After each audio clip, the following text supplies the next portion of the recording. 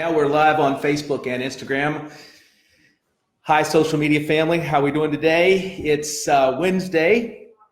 We're live. I'm Eddie Stone.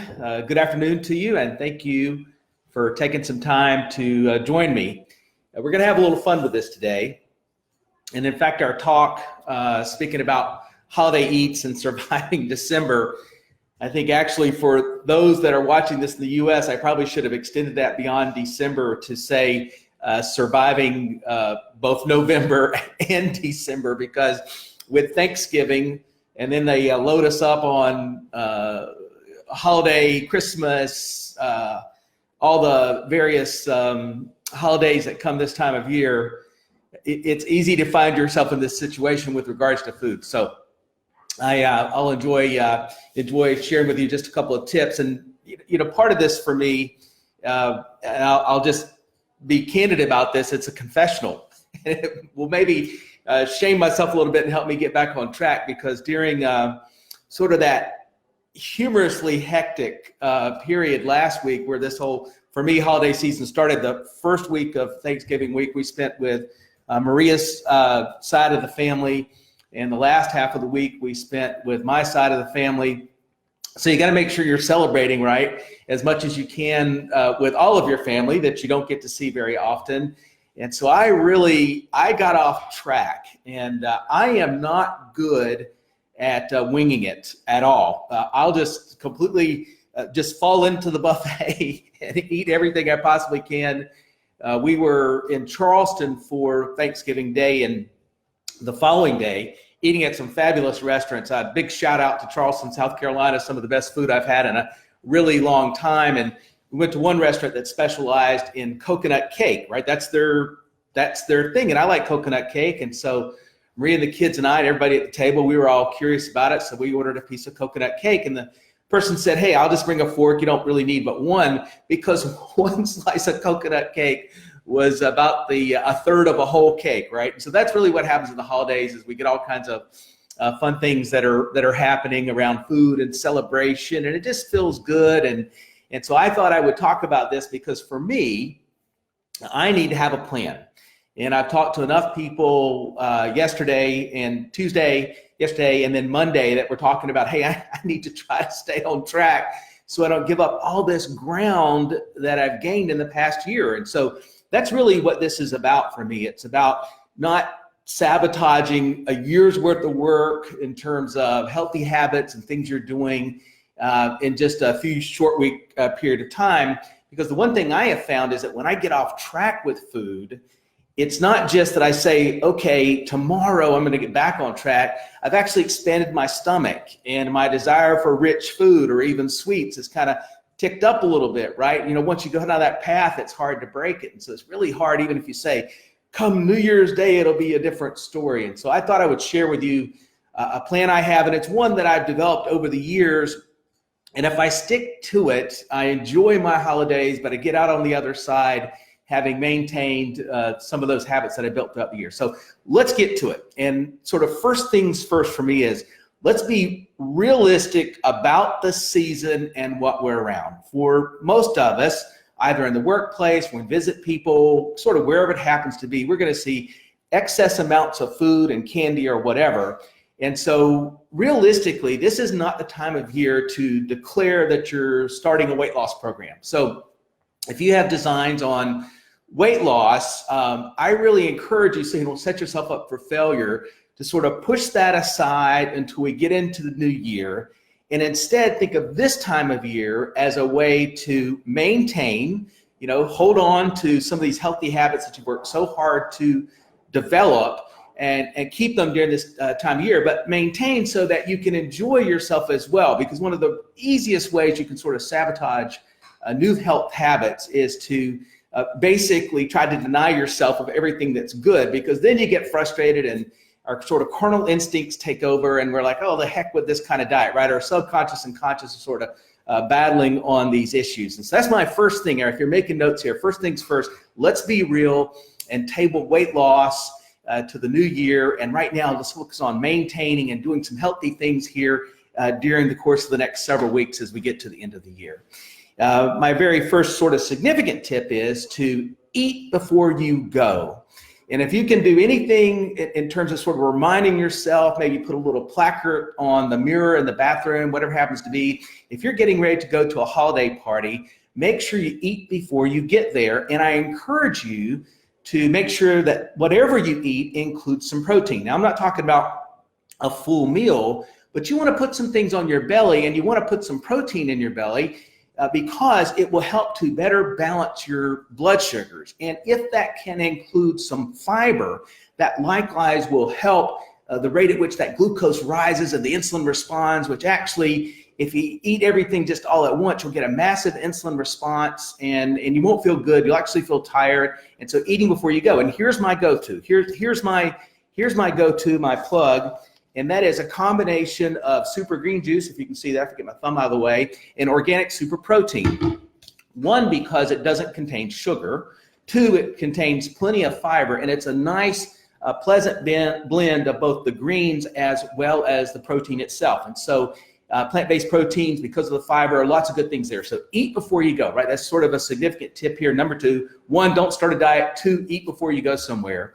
Then number three is to stay hydrated. This is particularly important because we can actually confuse being thirsty with being hungry. And when you're eating that, say, small meal before you go somewhere, if you drink a good glass of water with it, actually have something in the car on the way to the holiday event or where you're at, so that you maintain hydration throughout the evening or really throughout the month, then you'll find you're not as hungry as often, and the water itself can actually help your body better process and deal with whatever rich foods that you're consuming and you're loving, right? I'm all about loving what you're preparing. My mom, I love her love her food going back to my childhood days. I mean, she makes a spinach dip during Thanksgiving that I could kind of eat my weight of, right? And if I'm dehydrated, I will actually eat more. And then if you consider this time of year, for most people, they'll consume more alcohol than they normally would, and even more coffee. Well, the alcohol can help to hydrate your body as well as the caffeine. So you want to make sure that you stay hydrated during the season because that'll really help you along the way. Number four, right? So number one, let's not start a diet. Number two, let's eat before we go somewhere. Number three, let's stay hydrated. Number four is think about what you eat. Here's what can happen. We can find ourselves sort of standing at the table of appetizers or whatever happens to be. We're caught up in a conversation. We're sort of caught up in the excitement of the year and the season, and we can eat mindlessly.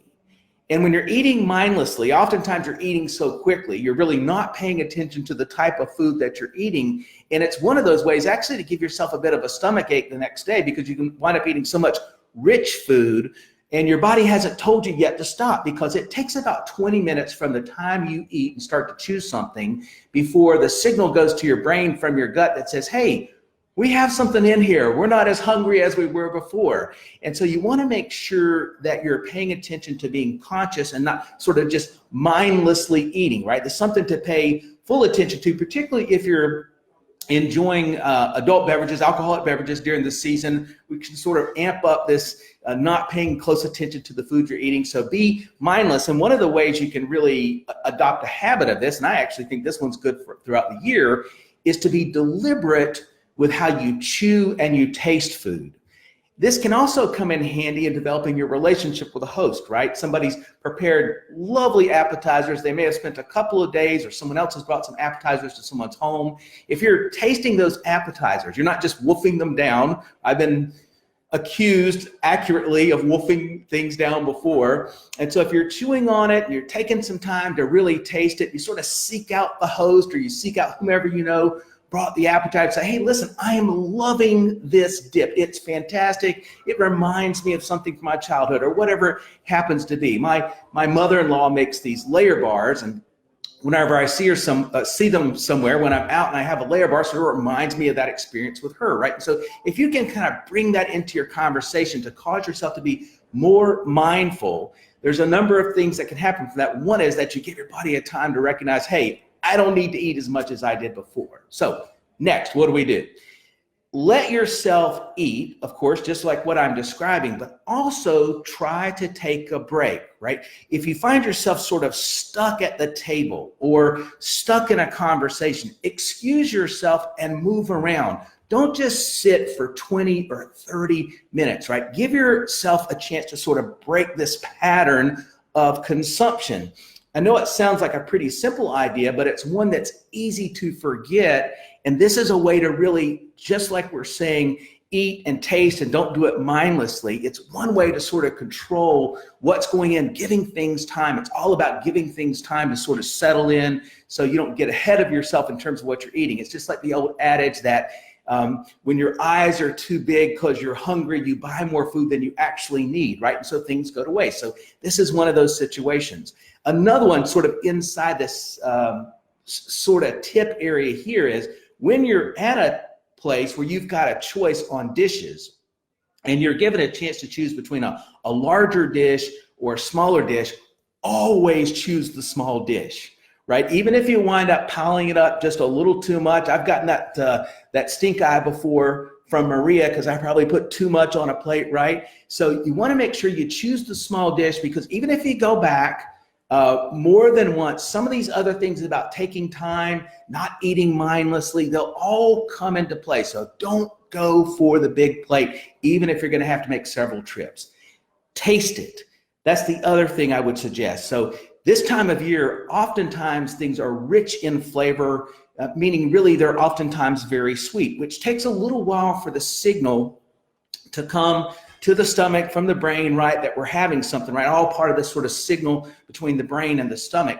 Make sure you're mixing in something that's savory, and if you like spicy food, then eat spicy food as much as possible because that's a lasting flavor that actually takes a few minutes before it sort of wears away and you're looking for something else to eat. Remember, this is all about developing some simple, I don't even think they'll be obvious habits. They'll make you more social because you're not just hovered over the food at the buffet or the appetizer table, but it will also help you sort of survive this holiday season. And frankly, it's the type of thing that you can enjoy into the new year as you're cultivating healthy habits, maintaining weight, or even if we dive into trying to lose some weight when we get into January. And then the last thing I'll say is be prepared to reframe what success and failure looks like. If you find that you went somewhere and you kind of went for it, right? You overindulged and you kind of wake up the next day and you go, oh man, I need some soda water. I mean, I really overdid it last night. I overate, I ate more than I did. Don't just start to beat yourself up because it's not helpful. I think we spend too much time being self-critical as it is. That's probably a subject for another live at another time.